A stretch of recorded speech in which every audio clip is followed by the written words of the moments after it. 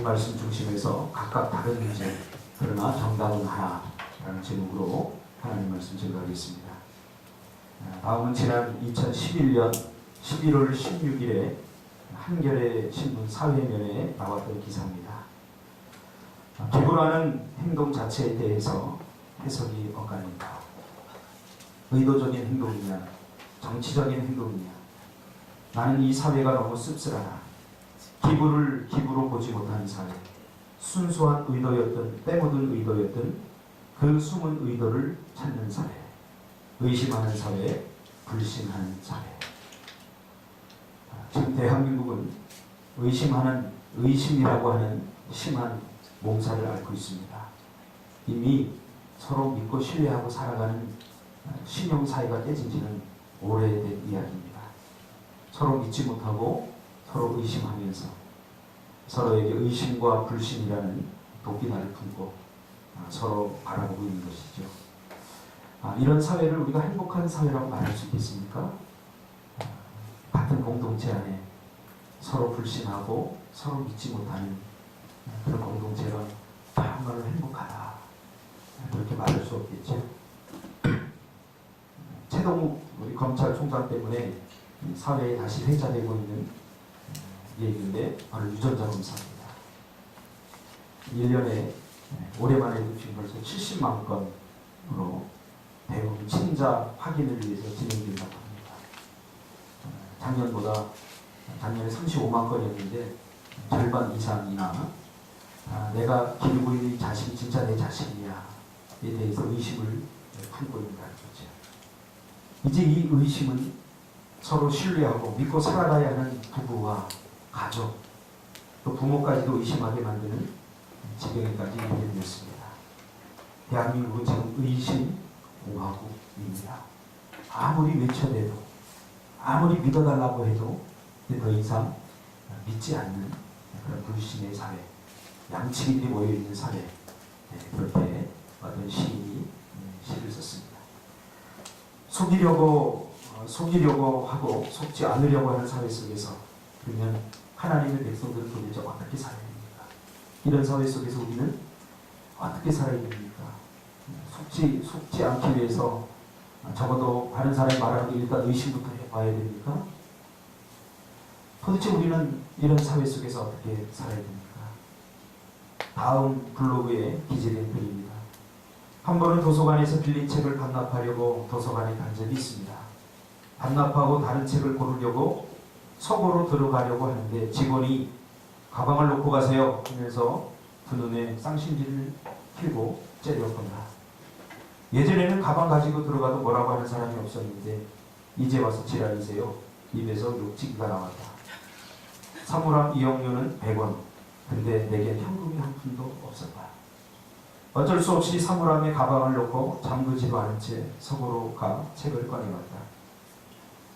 내가 뭐 대단히 도덕적이고 윤리적이며 준법 정신이 투철한 인간이라 자부한다는 말은 못하겠지만 적어도 공공도서관에서 관리자나 다른 이용자들이 안 보는 틈을 타서 가방에 몰래 책을 넣어 훔치는 짓거리는 죽었다 깨어나도 안 한다. 그 책 가져다가 뭔 부귀영화 누리겠다고 가져가냐. 그러나 세상은 나의 마음과는 별 상관없이 돌아간다. 내가 훔칠 의도가 있든 없든 그런 건 중요하지 않다. 중요한 건 도서관을 찾는 이용자들 가운데 누군가가 훔칠 수도 있다는 것이다. 도서관에 드나드는 나는 나이기 이전에 책을 훔쳐갈 수 있는 이용자들 가운데 한 명일 뿐이다. 익명의 대중들은 그렇게 잠재적 범죄 가늠자들로서 간주되고 있다. 나오는데 도서관 사서가 한마디 던진다. 속지 않으려면 일단 의심부터 하고 봐야 돼요. 이렇게 의심을 부추기고 불신을 부추기는 사회 속에서 하나님의 백성들은 도대체 어떻게 살아가야 되는가? 우리도 여전히 같이 의심하면서 믿어주지 않으면서 그렇게 세상이 던져주는 처세술이라고 하는 밧줄을 붙잡고 우리가 살아가야 되는가? 참 생각이 많이 듭니다.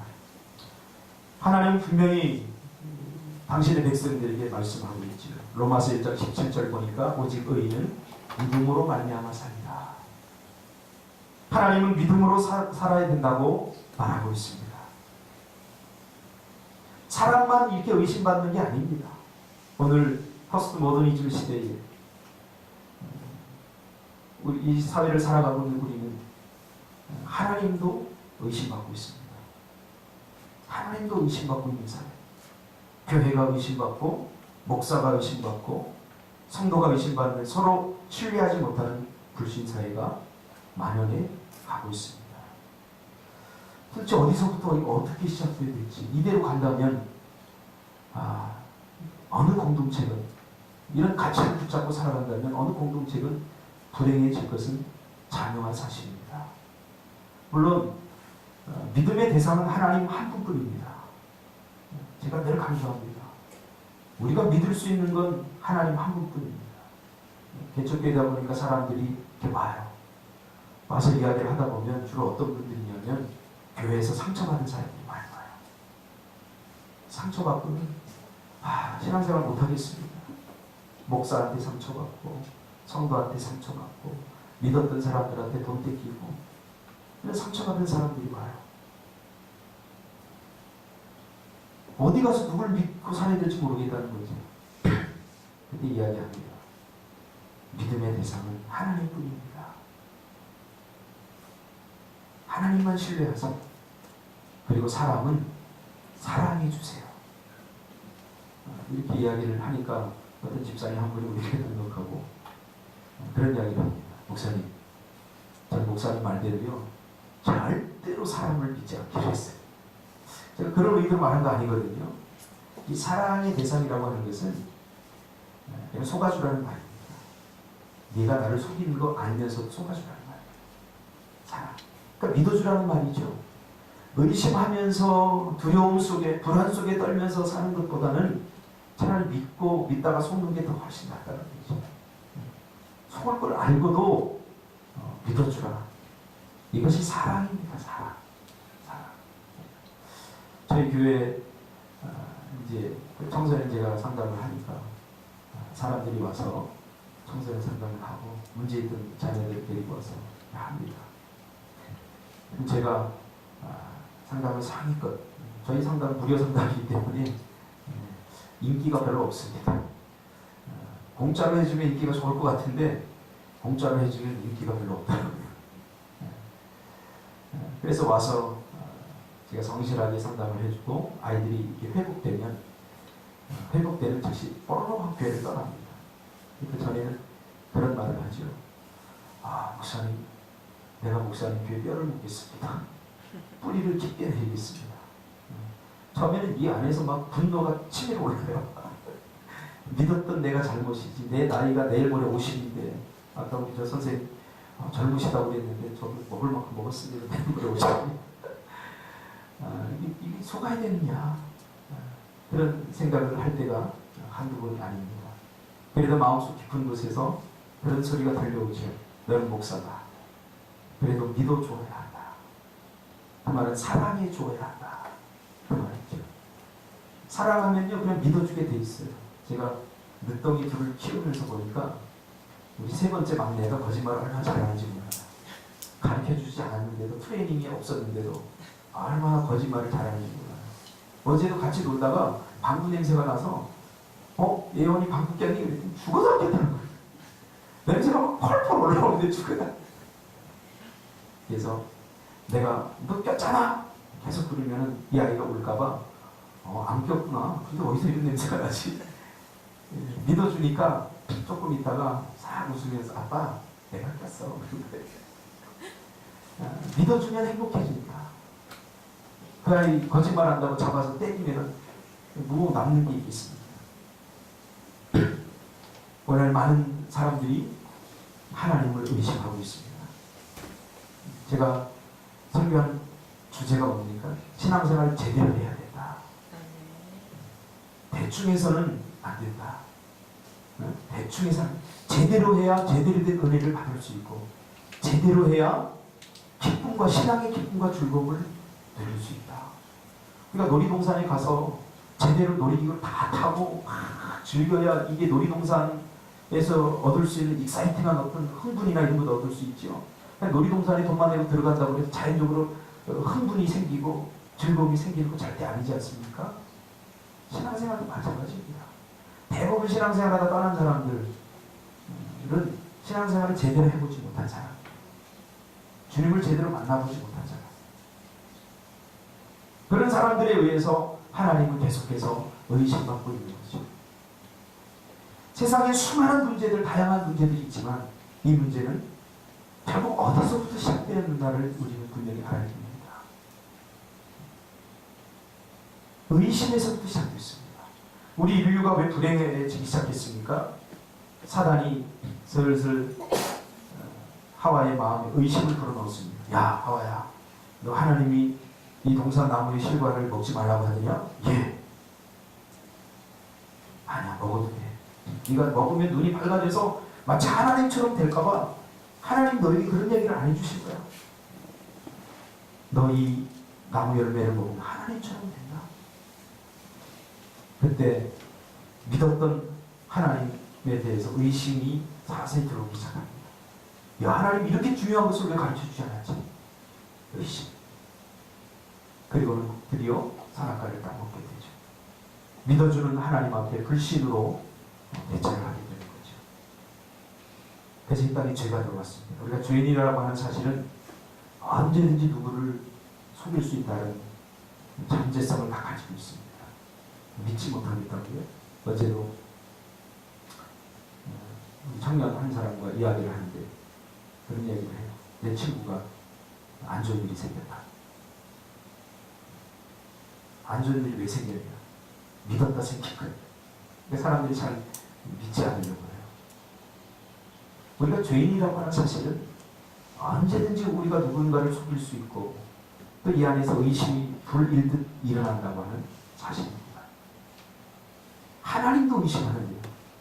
우리를 만드신 그토록 사랑하셔서 하나님의 형상을 따라 지음받은 우리가 하나님을 의심하는 말 다 있지 않습니까?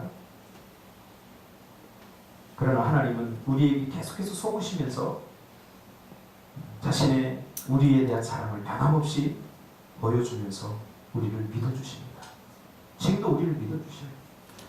우리가 아직 죄인 되었을 때 그리스도께서 우리를 위하여 죽으심으로 우리에게 대한 자기의 사랑을 확증하신 이유가 뭡니까?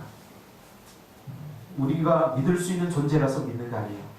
믿어주기로 결정하셨어요. 믿어주기로 작정하셨어요. 여러분 믿어주기로 작정하시기 바랍니다.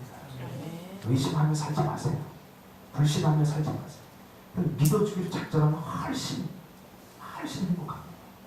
저도 집사람에게 동창회 옛날에 만나는 삼수 다 만나라고 해요. 믿어주는 거죠. 그거 보내고 나서 전화해가지고 믿어주는 것이 훨씬 행복합니다. 창세기 12장에 보면 아브라함의 언약이 나오지 않습니까? 아브라함의 언약. 삼수 진짜 친구예요. 우리 집사람 남자친구가 있는데 그 중에 한 명이 삼수라는 친구가 있어요. 진짜 무슨 삼수죠? 김삼수. 우리 청년들은 다 알죠? 박삼수인가요? 박삼수. 네, 박삼수. 창세기 12장에 보면 하나님이 아브라함과 언약을 맺죠. 이 언약은 그때 당시 사람들이 일반적으로 맺던 약속의 형태 그대로 따르는 거죠. 양을 잡아서 죽여서 가운데 놓고 약속의 두 당사자가 여기를 걸어갑니다.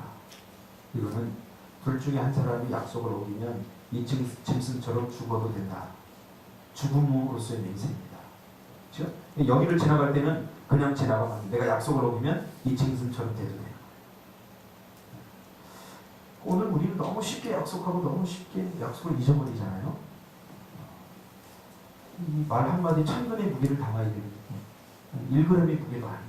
너무 쉽게 말하고 너무 쉽게 아무 일도 아닌 것처럼 그렇게 생각을 해버리죠. 그리고는 아주 독특한 방법으로 하나님이 약속하시죠. 하나님께서 일반 사람들은 두 당사자가 여기를 걸어가는데 하나님은 아브라함을 잠들게 하시고는 혼자 여기를 걸어가십니다. 왜 그러냐면 하나님 이미 우리를 알아요. 우리 너무 잘 알아요. 우리 거짓말하는 거. 하나님 이번 대학만 붙여주면 내가 신앙생활 너무 열심히 하겠습니다. 그리고 대학 붙으면 딴짓할 거 다 알아요. 하나님 이 문제만 해결해 주시면 하나님께서 이 문제만 해결해 주시면 내가 정말로 열심히 신앙생활 하겠습니다. 그리고 그 문제가 해결하면 딴짓하는 거 하나님 다 아셔요. 하나님은 우리가 하는 사람처럼 그렇게 싸구려 사랑, 조건적 사랑을 하지 않아요. 그럼에도 불구하고 하나님 우리를 계속 사랑해 주신다는 거죠.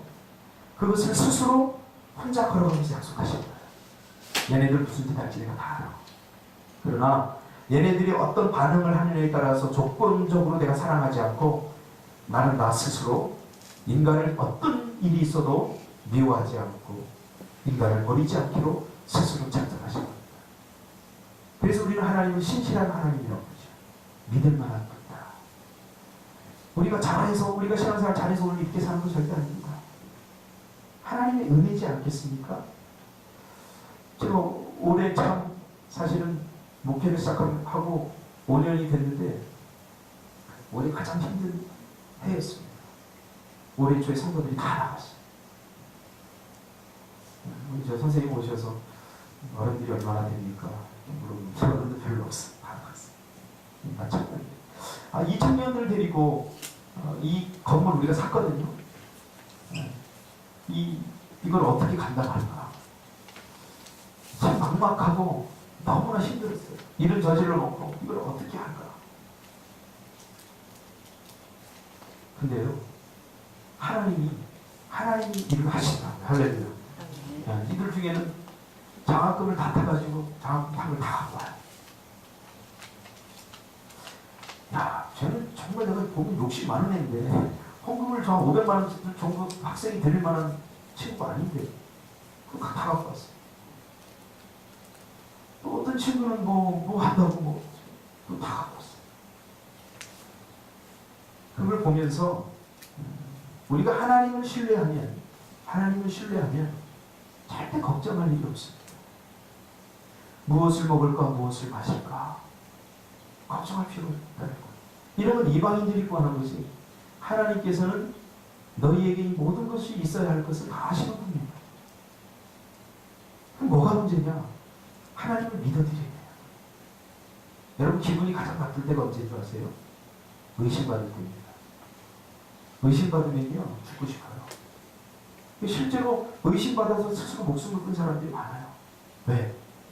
우리는 하나님의 형상을 따라 지음을 받은 사람들이기 때문에 의심받고 발 뻗고 잠을 편안히 잘 만큼 그렇게 무디어진 사람들이 아니기 때문에 의심받으면 죽기보다 싫어요. 자기 자존심이 의심받는 거죠.